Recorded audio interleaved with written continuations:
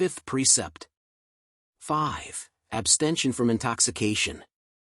The fifth precept prohibits intoxication through alcohol, drugs or other means, and its virtues are mindfulness and responsibility, applied to food, work, behavior, and with regard to the nature of life.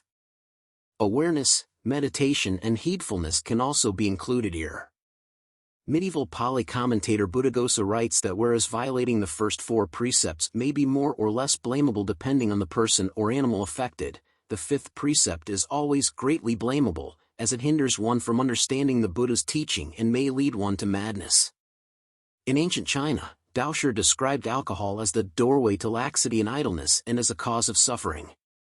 Nevertheless, he did describe certain cases when drinking was considered less of a problem, such as in the case of a queen distracting the king by alcohol to prevent him from murder.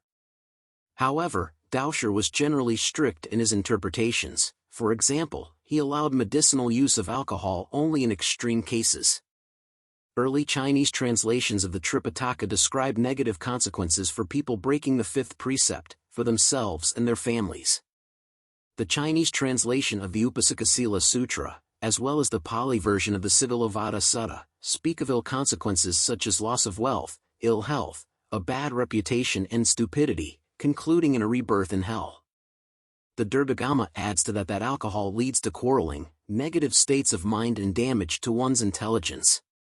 The Mahayana Brahmajala Sutra describes the dangers of alcohol in very strong terms, including the selling of alcohol.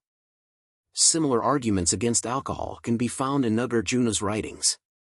The strict interpretation of prohibition of alcohol consumption can be supported by the Upali Sutra's statement that a disciple of the Buddha should not drink any alcohol, even a drop on the point of a blade of grass. However, in the writing of some Abhidharma commentators, consumption was condemned depending on the intention with which alcohol was consumed. An example of an intention which was not condemned is taking alcohol in a small amount as a form of medicine.